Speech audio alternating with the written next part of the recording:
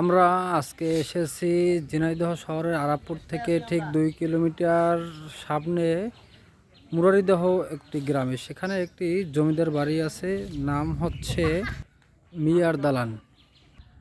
আপনারা দেখতে পাচ্ছেন এই মিয়ার দালানটি বেশ পুরনো, প্রায় 205 বছরের মতো।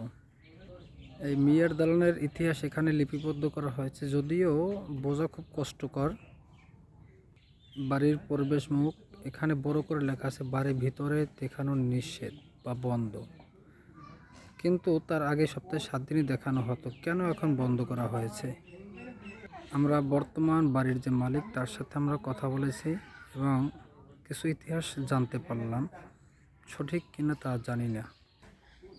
মিয়ার দালানের পিছনের অংশ এটা ছিল ওই জমিদারের রান্নাঘর। মিয়ার দালান ভবনটি নবগঙ্গা নদীর পাড়ে অবস্থিত। এটার ইতিহাস হলো 1947 সালে সম্রাট শাহজাহানের বংশধর সেলিম চৌধুরী উনি 25 বিঘা জমিসহ এই জমিটা কিনে নেয়। তারপরে উনি এইখানে এই ভবনটি নির্মাণ করেন। এই জমির মালিক ছিল এখানকার এক জমিদার, সে বিক্রি করে দিয়ে চলে যায়। সেলিম চৌধুরী এখানে আসার একটি ইতিহাস আছে। সেলিম চৌধুরী উনি দ্বিতীয় বিবাহ করে এক ঘোষের মেয়ে, তারপর তার বাবা তাকে ত্যায্য করে দেয়। তখন সে বলে তার এক হুজুরের কাছে যাইয়ে জিজ্ঞেস করে আমি এখন কি করব। সে জিজ্ঞেস করে কেন, কি হয়েছে? তারপর বলে আমার এই সমস্যাগুলো হয়েছে। তখন সে বলে যে আপনি অজানা দেশে চলে যাবেন। ফাঁকে দেখাচ্ছি পিছনের গেট বাড়ির। সে তার দ্বিতীয় স্ত্রীকে নিয়ে অজানা দেশে রওনা হয় এবং বলছে যে আপনি যখন দেখবেন যে ব্যাঙে সাপ খায়, একটু ব্যতিক্রম, ওই জায়গায় আপনি বাড়ি করবেন।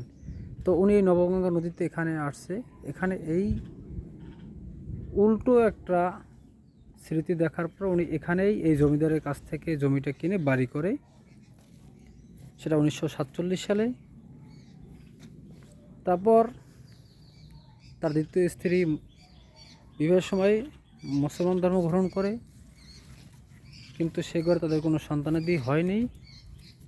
এক পর্যায়ে তারা এই বাড়িটি মিয়াদের কাছে বিক্রি করে তারা চলে যায়। সেই অনুসারে নামকরণ করা হয়েছে মিয়ার দালান। এখানে এখনও তারা বসবাস করে। এই 205 বছরের পুরনো বিল্ডিংয়ে তারা নির্ভয়ে এখনও বসবাস করতেছে। এবং ভিতরে যদি একটু দেখানো যেত, যদি এটা অফ করে রাখা আছে, একটু লক্ষ্য করে দেখবেন যে দেওয়ালগুলো কত কত প্রশস্ত। আমরা এক পরিচিত ব্যক্তির কাছ থেকে জানতে পারলাম যে এই বাড়ির নিচে অনেক সুড়ঙ্গ আছে এবং এখানে নিচ থেকে নাকি নবগঙ্গা নদীর ওপারেও যাওয়া যেত, যদিও সেটা এখনও কেউ আবিষ্কার করতে পারেনি।